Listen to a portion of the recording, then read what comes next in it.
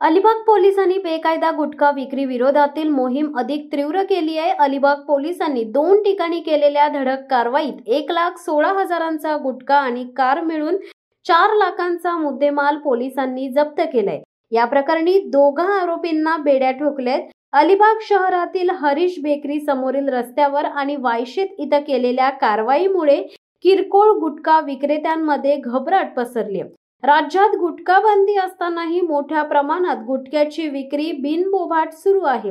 त्यावर अंकुश ठेवण्यासाठी पोलिसांनी आता मोहीम उघडली आहे। अलिबागमध्ये एका कारमधून गुटख्याचा मोठा साठा येणार असल्याची माहिती पोलिसांना मिळाली होती। त्यानुसार पोलिसांनी पाळत ठेवत हरीश बेकरी समोर ही कार अडवली।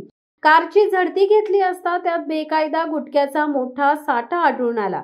कारमधील नकुल कुमार नंदनलाल चौरसिया याला गुटख्यासह ताब्यात घेण्यात आले। त्याच्या ताब्यातून 62,000चा विविध प्रकारचा पान मसाला, तंबाखू आणि एक पांढऱ्या रंगाची कार जप्त करण्यात आली आहे। तपासादरम्यान नकुल कुमार याने राम केवल रामप्रसाद निषाद राहणार वायशेत याला गुटखा विकल्याचे समोर आले आहे। पोलिसांनी राम केवल निषादच्या वायशेत येथील राहत्या घरावर छापा टाकून त्याच्या ताब्यातून विविध प्रकारचा पान मसाला, सुगंधित पान मसाला, तंबाखू आणि विशेषतः काळ्या चरस सदृश्य गोळ्या असा एकूण 54,551 रुपये किमतीचा माल जप्त केलाय।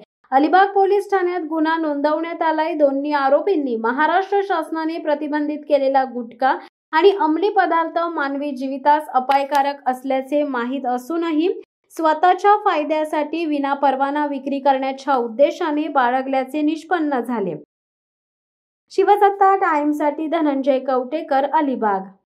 दे धडक बेधडक वृत्त देणाऱ्या आपल्या शिवसत्ता टाइम्स न्यूज चॅनलला लाल बटन दाबून सबस्क्राईब करा आणि बेल आयकॉनला क्लिक करायला विसरू नका।